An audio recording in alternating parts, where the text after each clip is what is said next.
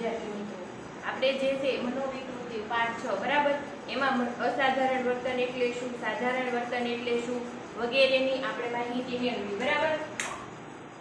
અને એમાં જે છે અસાધારણ વર્તન ક્યાંથી ઉદ્ભવે છે, કેવી રીતે ઉદ્ભવે છે બરાબર. તો એમાં જે છે સાધારણ વર્તન માટે નોર્મલ શબ્દ જે છે ઉપયોગમાં લેવાતો હતો બરાબર. સાધારણતા માટે નોર્મલ શબ્દ જે છે એ નોર્મા ઉપરથી, લેટિન ભાષાના નોર્મા ઉપરથી ઉતરી આવેલો છે. અને આ નોર્મા એટલે છે સુથારની માપપટ્ટી એવો અર્થ થાય છે. કોઈ પણ માપ લેવા માટે સુથારની માપપટ્ટી જેમ આદર્શ ગણાય છે બરાબર, આદર્શ સાધન ગણાય છે, એવી જ રીતે સમાજના ધારાધોરણો પ્રમાણે અને આપણા રીત રિવાજ પ્રમાણે કરેલું વર્તન જે છે એ યોગ્ય ગણવામાં આવે છે. તો આ હતું સાધારણ બરાબર. તો અસાધારણ વર્તન એટલે એનાથી વિરુદ્ધનું વર્તન, કે સમાજથી જે છે એ કોઈ પણ વિપરીત વર્તન કરવામાં આવે તો એને જે છે અસાધારણ વર્તન કહેવામાં આવે છે. એબનોર્મલ એવો અસાધારણ માટે શબ્દ ઉપયોગમાં આવ્યો હતો બરાબર. આ ઉપરાંત જે છે આપણે અસાધારણ વર્તનની જુદા જુદા મનોવૈજ્ઞાનિકોએ આપેલી વ્યાખ્યા, સર્વસામાન્ય વ્યાખ્યા જોઈ. હવે આપણે જે છે એ મનોવિકૃતિઓનું વર્ગીકરણ જોવાનું છે બરાબર. તો એમાં શું છે કે તંદુરસ્ત સમાજની રચના જે છે કોઈ પણ તંદુરસ્ત વ્યક્તિ જ કરી શકે. જ્યારે આપણે તંદુરસ્ત સમાજની રચના કરવી હોય તો એની રચના જે છે કોઈ પણ તંદુરસ્ત વ્યક્તિ જ કરી શકે બરાબર. શારીરિક રીતે જે છે એ બીમાર વ્યક્તિ હોય, માનસિક રીતે બીમાર વ્યક્તિ હોય તો એ જે છે એ તંદુરસ્તી કહેવાતી નથી બરાબર. આગળ આપણે વ્યાખ્યામાં જોયું કે સામાજિક, આવેગિક, શારીરિક ને માનસિક આ બધાની જે છે એ સ્વસ્થ વ્યક્તિ, આ બધાની દ્રષ્ટિએ સ્વસ્થ વ્યક્તિ હોય એ જ વ્યક્તિને જે એનું સ્વાસ્થ્ય સારું છે એવું કહી શકાય. તો આ બધાની દ્રષ્ટિએ તંદુરસ્ત વ્યક્તિ હોય એ જ તંદુરસ્ત સમાજની રચના કરી શકે છે. જે વ્યક્તિઓમાં સમાજ સ્વીકાર્ય અને સામાન્ય વર્તનનું પ્રમાણ વધુ હોય તેને સ્વસ્થ વ્યક્તિ કહે છે. તો અહીંયા જે છે મનોવિજ્ઞાનની દ્રષ્ટિએ સ્વસ્થ વ્યક્તિ કોને કહેવામાં આવે છે કે જે વ્યક્તિમાં જે સમાજ સ્વીકાર્ય વર્તનનું પ્રમાણ વધારે હોય બરાબર.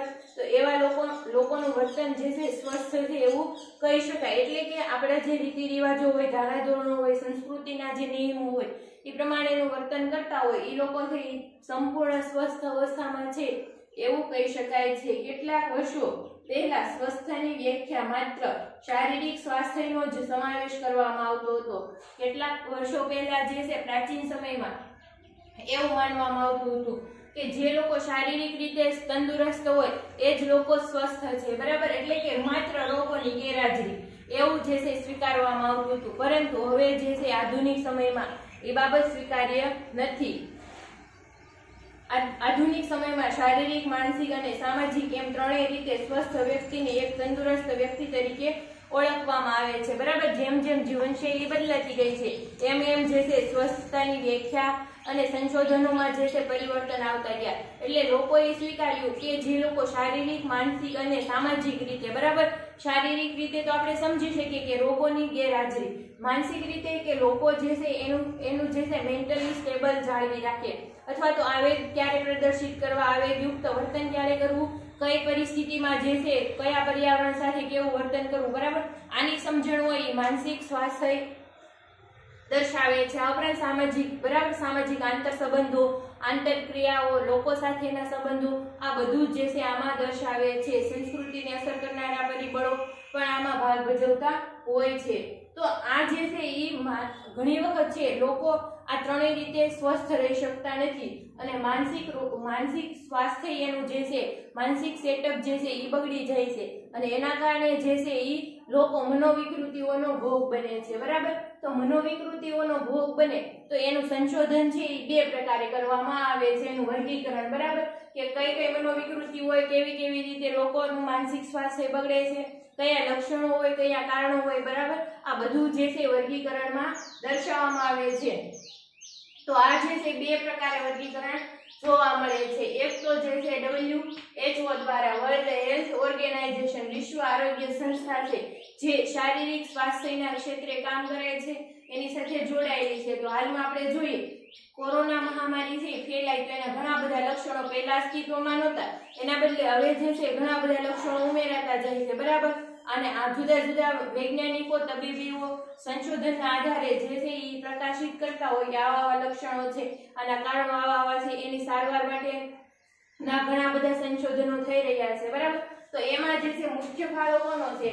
WHO નો, બરાબર. વારંવાર જે છે આપણે ન્યૂઝપેપરમાં કંઈક ને કંઈક આ પ્રકાશિત થયેલું જોતા હોઈએ છીએ, બરાબર. તો WHO દ્વારા છે ICD બહાર પાડવામાં આવે. ICD એટલે એક પ્રકારનું જે છે એનું પુસ્તક, બરાબર, એટલે કે પ્રકાશન બહાર પાડવામાં આવે છે. ઇન્ટરનેશનલ ક્લાસિફિકેશન ઓફ ડિઝીઝ, બરાબર, એટલે કે રોગો માટેનું જે છે ઇન્ટરનેશનલ વર્ગીકરણ જે છે એ બહાર પાડવામાં આવે છે, બરાબર. આમાં માનસિક રોગ, શારીરિક રોગ આ બધાનો જે છે એ સમાવેશ કરવામાં આવે છે. પરંતુ માત્ર ને માત્ર જે છે એ સાયકોલોજીકલ માનસિક રોગોનું વર્ગીકરણ કરતો હોય તો આ જે છે APA, બરાબર, અમેરિકન સાયકાટ્રિક એસોસિએશન દ્વારા જે છે DSM બહાર પાડવામાં આવે છે, બરાબર. તો આ DSM જે છે એનું ફૂલ ફોર્મ છે diagnostic and statistical manual of mental disorder, બરાબર. એટલે શું? ડાયગ્નોસ્ટિક એટલે નિદાન.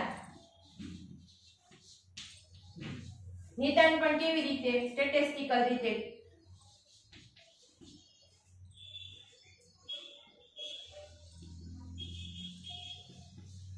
બરાબર. મેન્યુઅલ એટલે આની ચોક્કસ જે છે એક મેનુ આપેલું હોય, બરાબર, કે કોઈ પણ પ્રશ્નાવલી હોય તો એનો જે છે એનો જે આંક આવ્યો હોય, સાધારણ આંક જે આવ્યો હોય માનાંક, બરાબર, તો એ માનાંકના આધારે જે છે એનું વર્તન સાધારણ કહી શકાય કે અસાધારણ કહી શકાય, બરાબર. આ જે છે એ મેન્યુઅલ દર્શાવતો હોય છે. અને મેન્ટલ ડિસઓર્ડર માટેનું એટલે કે માનસિક રોગો માટેનું જે છે એ આ જે છે નિદાન દર્શાવે છે, બરાબર. ચોક્કસ જે છે આપણે આમાં શું જાણી શકીએ DSM દ્વારા કે માનસિક વિકૃતિ થઈ છે, બરાબર. કોઈ પણ લોકો જે છે એ અને માનસિક વિકૃતિ છે, દાખલા તરીકે 3 મહિનાથી માથું દુખે છે, બેચેની અનુભવાય છે, એકાગ્રતાનો અનુભવ થાય છે, એકલા રહેવું ગમે છે, કામમાં રસ નથી લાગતો, બરાબર, અથવા તો કાંઈ નવું કાર્ય કરવું ગમતું નથી, એક જ જગ્યાએ બેસી રહેવાનું મન થાય છે. તો આ જે છે વિકૃતિના લક્ષણો છે, બરાબર. તો આ જે એટલી આપણે જે છે નક્કી કરી નાખ્યું તો આવા લક્ષણો તો દાખલા તરીકે અમુક વિકૃતિમાં ખાલી માથાનો દુખાવો જોવા મળતો હોય, બરાબર, અમુક વખત જે છે અનિદ્રા ને એવું જોવા મળતું હોય તો આપણે એવું નક્કી ન કરી શકીએ કઈ વિકૃતિમાં એનો સમાવેશ થાય ખાલી લક્ષણોના આધારે, બરાબર. તો ઘણા બધા સંશોધનોએ જે છે એ સંશોધકો એ સંશોધન કરે અને આ લક્ષણોને જે છે કઈ વિકૃતિમાં બંધ બેસાડવા, બરાબર, અથવા તો કઈ વિકૃતિ હોય તો આવા લક્ષણ જોવા મળે. દાખલા તરીકે ખિન્નતાની વિકૃતિમાં એવું થાય કે કોઈ સાથે બોલવું ન ગમે, એકલાપણું જીવન જીવવું ગમે, એકદમ જે કાર્યમાંથી રસ ઉડી જવો, બરાબર. તો આવું જોવા મળતું હોય તો આ બધા લક્ષણો છે ને તે ખિન્નતાના છે, બરાબર. તો આમાં જે છે ખિન્નતા હોય, ખિન્નતા દર્શાવેલી હોય DSM માં, બરાબર. તો ખિન્નતા સાથે સંકળાયેલા લક્ષણો, ખિન્નતા થવાના કારણો અને ઉપચાર આ બધું જ દર્શાવેલું હોય, બરાબર. અને નિદાન પણ ચોક્કસ પ્રશ્નાવલીના આધારે થતું હોય. એટલે જે છે આ DSM નું આ ચોક્કસ જે છે સાયકોલોજીકલ ડિસઓર્ડર માટે આ જે છે DSM APA દ્વારા બહાર પાડવામાં આવે છે. અને આ જે છે એક માર્ક માટે મોસ્ટ IMP છે, બરાબર. APA દ્વારા કયું વર્ગીકરણ બહાર પાડવામાં આવે છે? DSM નું પૂરું નામ આપો. ઘણી વખત એવું પૂછાતું હોય છે ICD નું પૂરું નામ આપો, બરાબર. WHO દ્વારા કયું વર્ગીકરણ? ICD, બરાબર. આ બધી બાબતો ખાસ એક એક માર્કમાં યાદ રાખવાની છે, બરાબર. તો એમાં આપણે જોઈએ WHO દ્વારા જે વર્ગીકરણ બહાર પાડવામાં આવે છે તેને ICD અને APA દ્વારા પ્રકાશિત કરવામાં આવતા વર્ગીકરણને DSM તરીકે ઓળખવામાં આવે છે. ICD અને DSM ના બંને વર્ગીકરણો આંતરરાષ્ટ્રીય કક્ષાએ રોગના લક્ષણોને વર્ગીકૃત કરવામાં અને તેના આધારે રોગનું નિદાન કરવામાં ઉપયોગી બને છે.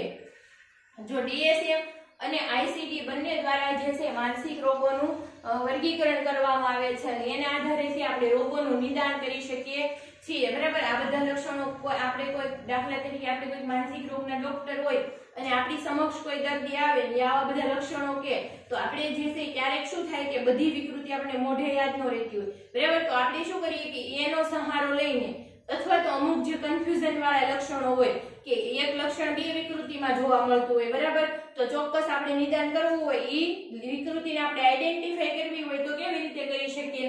આ જે છે આ વર્ગીકરણો જે છે એનો આધાર લઈને આપણે નિદાન કરી શકીએ, બરાબર. નિદાન થઈ જાય, નિદાન થવું એટલે શું? રોગની ઓળખ મેળવવી, બરાબર. રોગની ઓળખ મળી જાય એટલે શું થઈ જાય? એની સારવાર જે છે આસાન થઈ જાય, બરાબર. 50% કાર્ય જે છે રોગની નિદાનથી આપણે કરી શકીએ. નિદાન કરવામાં ઉપયોગી બને છે.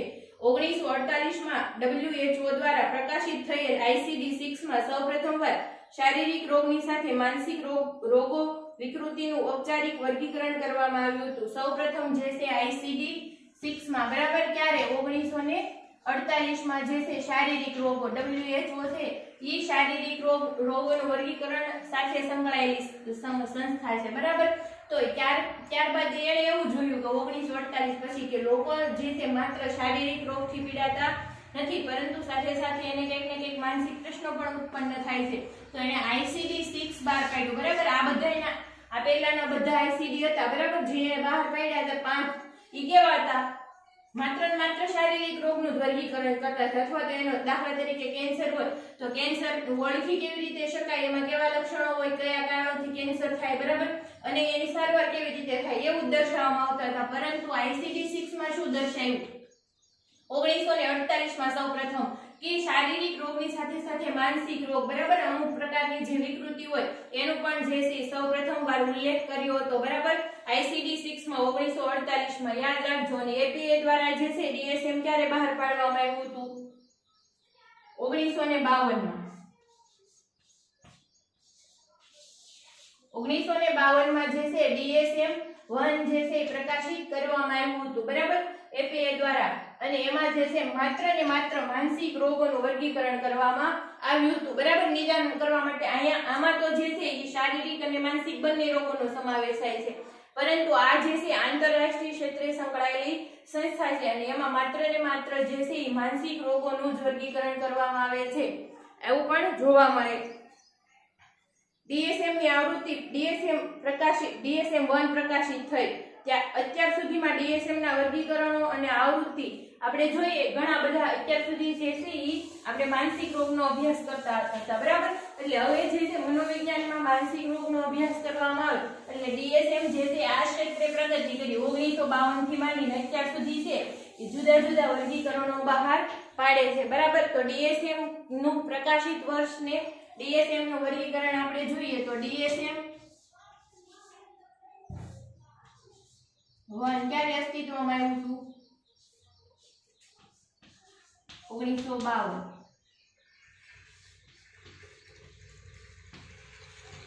ત્યારબાદ છે DSM-2, બરાબર, 1968 માં બહાર પાડવામાં. ત્યારબાદ છે DSM-3, 1980 માં બહાર પાડવામાં આવ્યું. આ છે 2 માર્ક માટે મોસ્ટ IMP.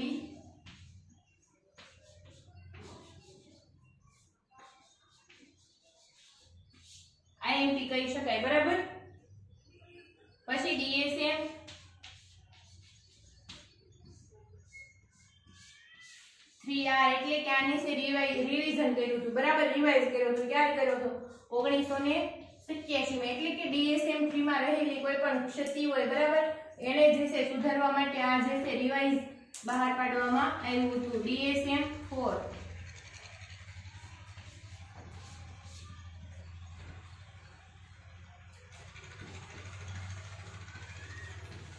94 માં બહાર પડ્યું.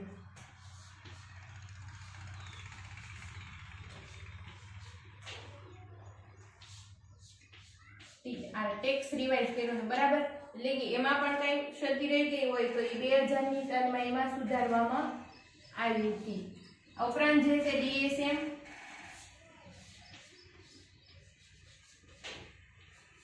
થાય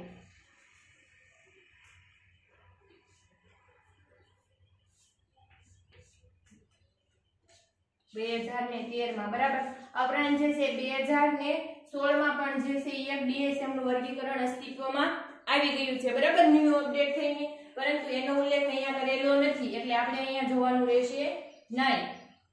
ખાલી તમારી જાણકારી માટે. આની પછી પણ એક વર્ઝન જે છે 2016 માં અસ્તિત્વમાં આવી ગયેલ છે, બરાબર. તો અહીંયા માત્ર ને માત્ર આપણે DSM-5 સુધીનો અભ્યાસ કરવાનો છે. તો DSM-1 જે છે એ 1952, DSM-2 જે છે 1968, DSM-3 જે છે એ 1980, DSM-3R એટલે કે આમાં રિવાઇઝ કર્યું હતું. કેવી રિવાઇઝ કરવું એટલે શું કે DSM-3 માં કોઈ પણ ક્ષતિ રહી ગયેલી હોય, બરાબર, અમુક વિકૃતિ હોય, એના લક્ષણો જે છે મિક્સ થઈ ગયેલા હોય તો એને સ્પેસિફિક ઓળખાણ કરી અને સંશોધન કરીને અલગ તારવવામાં આવે, બરાબર.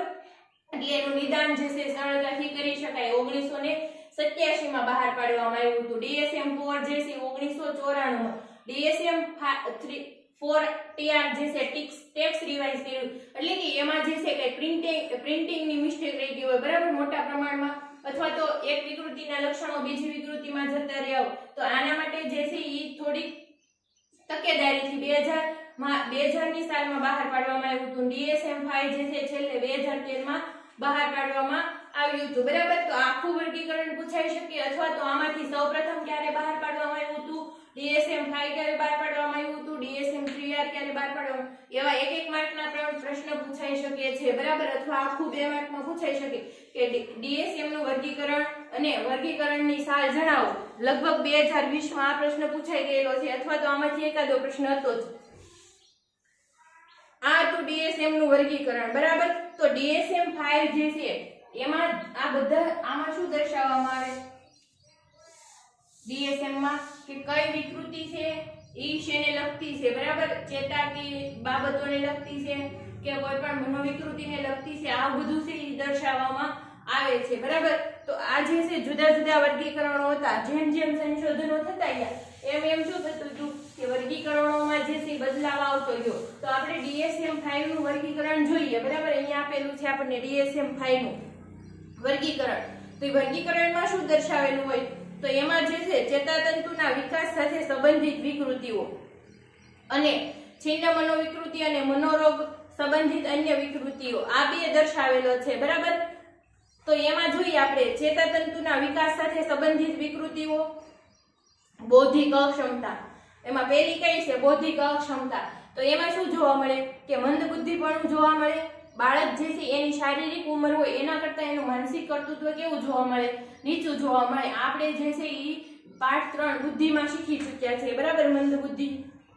નેક્સ્ટ છે સંદેશા વ્યવહારની વિકૃતિ. સંદેશા વ્યવહારની વિકૃતિમાં શું જોવા મળે કે આંતરક્રિયામાં જે છે એ પ્રોબ્લેમ ઉત્પન્ન થાય. સંદેશાની આપ-લે ન કરી શકે, પોતાના સંદેશાથી અન્યને ન સમજાવી શકે અથવા તો અન્યના સંદેશા જે છે એ પોતે સમજી અને એ પ્રમાણે કાર્ય ન કરી શકે, બરાબર. સૂચના અનુસાર જે છે કાર્ય કરવામાં કેવા હોય પછાતપણું જોવા મળતું હોય. નેક્સ્ટ છે આત્મરતિ ઓટિઝમ. આ જે છે મોટાભાગે બાળકોમાં જોવા મળે અને આ વિકૃતિ છે પ્રગટ ક્યારે થાય 3 થી 4 વર્ષે જ્યારે સ્કૂલમાં બાળકને બેસાડવામાં આવે ત્યારે આ વિકૃતિ છે મોટાભાગે પ્રગટ થતી હોય એવું જોવા મળે. ઓટિસ્ટિક બાળક કહેવામાં આવે છે, બરાબર. આ વિકૃતિનો ભોગ બનેલો અને આ વિકૃતિ જે છે એ વારસા ઉપર આધારિત છે, બરાબર. રંગસૂત્રોની જે છે 13-17 નંબરની જોડી હોય એમાં કઈ પણ મિસ્ટેક ઉત્પન્ન થાય ત્યારે જે છે ઓટિઝમ જોવા મળે છે અને એમાં જે છે બાળકો લખવા વાંચવાની તો દૂરની વાત છે પરંતુ સામાન્ય સમાયોજન સાધવામાં પણ મુશ્કેલી અનુભવતા હોય છે. નેક્સ્ટ છે ધ્યાન કેન્દ્રીકરણની અક્ષમતા અને અતિક્રિયાશીલતાની વિકૃતિ. ધ્યાન કેન્દ્રીકરણની અક્ષમતા એટલે કે એકાગ્રતા ટકાવી રાખે નહીં, બરાબર. અતિ સંચળપણું જોવા મળતું હોય વર્તનમાં. આ ઉપરાંત જે છે ક્રિયાશીલતા, બરાબર. સતત ને સતત કઈ પણ ક્રિયા કરવી એટલે એમાં અતિશય ક્રિયા વધી જાય તો જે છે તોફાન કરવું એવું પણ જોવા મળતું હોય છે. નેક્સ્ટ છે શીખવાની શિક્ષણની વિશિષ્ટ વિકૃતિ. શીખવાની શિક્ષણની વિશિષ્ટ વિકૃતિમાં જે છે આપણે તારે જમી પર પિક્ચર જે છે એનું ઉદાહરણ જે બેસ્ટ રીતે લઈ શકાય, બરાબર. એમાં જે ચાઇલ્ડ આવે છે એને છે ડિસ્લેક્સિયા નામની વિકૃતિ હતી, બરાબર. આ જે છે એ એકદમ શીખવાની વિકૃતિનું પ્રતિનિધિત્વ કરે છે, બરાબર. એ એના ઉપર જ જે છે આખું પિક્ચર ની રચના કરવામાં આવી છે. એટલે કે એને જે છે એ કોઈ પણ કાર્ય હોય તો એમાં શીખવામાં મુશ્કેલી અનુભવાય.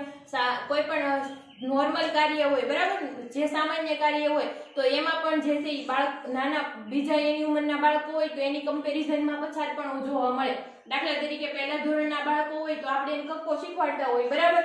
તો જે છે એમાં જે લોકોને બૌદ્ધિક અક્ષમતા નથી, શીખવામાં જે લોકો અપડેટ રહેતા હોય, બરાબર, તો આવા બાળકો જે છે એને 1-2 વખત શીખવાડવામાં આવે એટલે સરળતાથી શીખી જાય છે. પરંતુ જેમ જેમ માનસિક સ્તર નીચું થતું જાય અને ઇવન આ વિકૃતિનો ભોગ બનેલો હોય તો એ બાળકને આપણે વારંવાર શીખવવામાં આવે તો એ જે છે યાદ રાખી શકતું નથી, બરાબર. એક કે બે અક્ષરમાં યાદ રાખી શકે, પાછું ભૂલી જાય છે, આવું પણ જોવા મળે છે.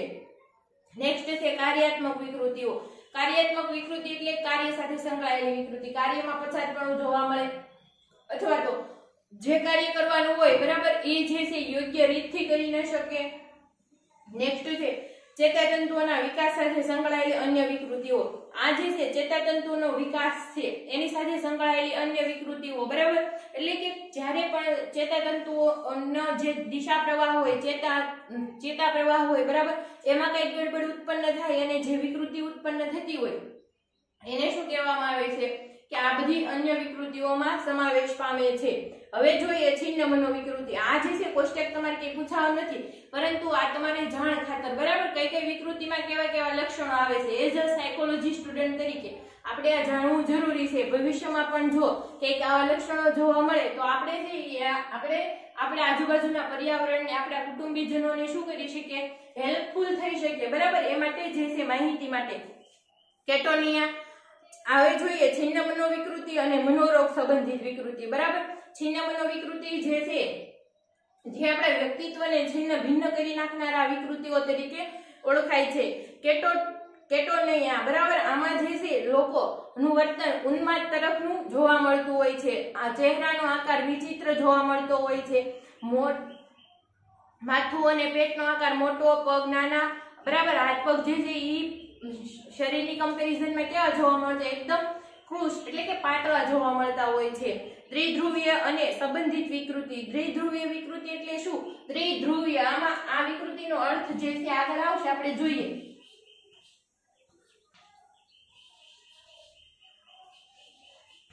એટલે બે છેડાવાળી, બરાબર. દ્વિધ્રુવીય છેડાવાળી. એક બાજુ છે ઉન્માદ હોય અને એક બાજુ ખિન્નતા હોય.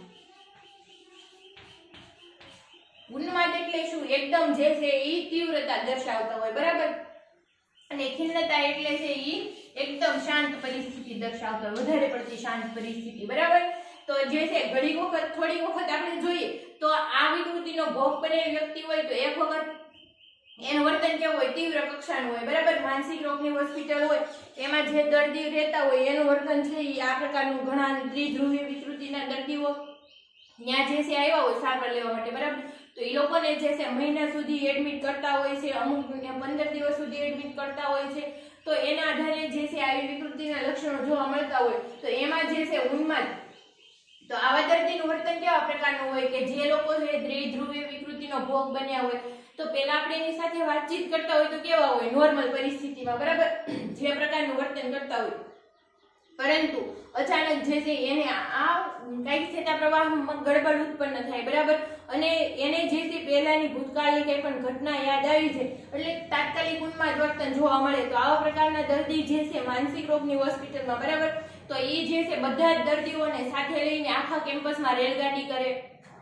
નાના બાળકો જેમ રેલગાડી ચલાવતા હોય એવી રીતે રેલગાડી કરે અથવા આખા કેમ્પસમાં દોડે, ગરબા રમે, આવા બધા પ્રકારનું વર્તન જોવા મળતું હોય છે, બરાબર. પરંતુ જ્યારે એનામાં ખિન્નતાના લક્ષણો હોય છે ત્યારે શું હોય કે એના બેડમાં જે છે એક બાજુ બેસી રહી, કોઈ સાથે બોલે નહીં, એને પૂછવામાં એનો આન્સર ના આપે, ઇવન જમવા પણ ન જાય, આવું વર્તન પણ જે જોવા મળતું હોય, બરાબર. એક બાજુ આવા લક્ષણો જોવા મળે છે, એક બાજુ આવા લક્ષણો. દ્વિધ્રુવીય બંને છેડા જે છે વિકૃતિના એમાં જે છે અસ્તિત્વ ધરાવતા હોય છે. નેક્સ્ટ જોઈએ ખિન્નતાજન્ય વિકૃતિઓ, બરાબર. ખિન્નતાનો આપણે જે છે અહીંયા ઉલ્લેખ કરી ચૂક્યા છે. ખિન્નતાજન્ય વિકૃતિઓમાં જે છે વધારે પડતી ચિંતા, તાણ અને વધારે પડતા મનોભારનો સામનો જે છે લોકો કરતા હોય. નેક્સ્ટ જોઈએ તો ચિંતા સંબંધી વિકૃતિઓ, બરાબર. ચિંતા વિકૃતિઓમાં કઈ કઈ બાબતો? સામાજિક ભય, ડર, ફોબિયા, બરાબર. એમાં જાહેર જગ્યાનો ભય, ખુલ્લી જગ્યાનો ભય, પછી કોઈ પણ મુસાફરીનો ભય, આ બધા જે છે ફોબિયા, બરાબર. સામાજિક ફોબિયા, આ બધું જે છે આમાં જોવા મળતું હોય છે. અનિવાર્ય મનોદબાણ અને અનિવાર્ય મનોક્રિયા દબાણ, બરાબર. સંબંધિત વિકૃતિઓ અનિવાર્ય મનોદબાણ અને અનિવાર્ય ક્રિયા દબાણ, બરાબર. આ જે છે બે વિકૃતિનું જે છે અસ્તિત્વ દર્શાવે છે. અનિવાર્ય જે છે મનોદબાણ એટલે કે અનિવાર્ય મનોદબાણ એટલે કે વ્યક્તિ પોતાના વિચાર ઉપર એક પણ પ્રકારનો જે છે એ કંટ્રોલ રાખી શકતી નથી અને એને જે છે એ અવનવા વિચારો આવ્યા કરતા હોય છે સતત, બરાબર. ક્યારેક અચાનક જે છે એને પોતાના સગા સંબંધીઓને મારી નાખવાનો પણ વિચાર આવે, આવું પણ બનતું હોય છે, બરાબર. અને એના કારણે સતત ચિંતામાં રહેતી હોય છે. આની પાછળ જે છે એના અચેતન મન કાર્ય કરતું હોય છે. નેક્સ્ટ છે અનિવાર્ય ક્રિયા દબાણ, બરાબર. તો અનિવાર્ય ક્રિયા દબાણમાં શું હોય કે વ્યક્તિ ન ઈચ્છતી હોય છતાં પણ એકની એક પ્રવૃત્તિ વારંવાર કરતી હોય, બરાબર, અજ્ઞાત રીતે કરતી હોય. એ પ્રવૃત્તિ જે પગ હલાવવા, બરાબર, પછી પેન છે એને મોઢામાં નાખીને ચાવ્યા કરવી, પછી નખ કરડવા, આવું વર્તન જે છે વારંવાર કરતી હોય. હવે જે છે આ કોરોના મહામારી છે, આધુનિક સમયમાં આનું છે નવું સ્વરૂપ અસ્તિત્વમાં આવ્યું, બરાબર. તો એમાં શું હતું કે ન્યૂઝપેપરમાં જે છે કિસ્સાઓ પ્રચલિત થાય તો એમાં એવું દર્શાવવામાં આવ્યું હતું કે એક સ્ત્રી જે છે એ ડેઈલી 500 લીટરની ટાંકી જે છે ખાલી કરી નાખતી હતી, બરાબર. તો એમાં શું હતું કે એ જે છે 3 વખત આખા દિવસમાં 3 વખત પોતાના ઘરને જે છે એ પાણીથી ધોતી હતી અને ઘરના કોઈ પણ સભ્યોને ઘરની બહાર જવા દેતી નહોતી, બરાબર. કેમ કે એ અતિ સ્વચ્છતા રાખતી હતી. કેમ? એને જે છે આ કોરોનાની એ બધી ડર લાગી ગયો હતો, બરાબર. એના કારણે જે છે એના અનિવાર્ય ક્રિયા દબાણ કે ઈચ્છતી હોય છતાં પણ જે છે ઘર સાફ કર્યા કરતી હોય છે. પછી એક સ્ત્રી હતી, બરાબર, એટલે એક વ્યક્તિને એવું થઈ ગયું કે સેનિટાઈઝર થી સતત એના હાથ જે છે એ ધોયા સાફ કર્યા કરે, બરાબર. અને ત્યાં સુધી સાફ કરે કે ઇવન વારંવાર સતત આવું કરે એટલે એના હાથમાંથી ચામડી પણ જવા મળી હતી, બરાબર. તો આ જે છે અનિવાર્ય ક્રિયા દબાણ દર્શાવે છે. અને આવા જે છે કિસ્સાઓ હેલ્પલાઇનમાં જે છે એવા પ્રોબ્લેમો પ્રચલિત થતા હોય અને એના આધારે છે મનોચિકિત્સક આનું સોલ્યુશન લાવતા હોય એવું પણ જોવા મળે છે. હવે છે આઘાત અને મનોભારક સંબંધિત વિકૃતિઓ, બરાબર. આઘાત એટલે શું? લગ્નમાં ભંગાણ પડવું, છૂટાછેડા થવા, પછી સ્વજનનું મૃત્યુ થવું, આકસ્મિક રીતે કોઈ પણ મનોભાર આવી ગયો હોય, બરાબર. તો એના કારણે જે છે લોકોનું વ્યક્તિત્વ પર અસર પડે, બરાબર. તો આને પણ જે છે ઈ વિકૃતિ તરીકે દર્શાવવામાં અને એના કારણે જે છે આપણું માનસિક જે છે ઈ સ્વાસ્થ્ય બગડતું હોય છે. વિઘટનાત્મક વિકૃતિઓ, બરાબર.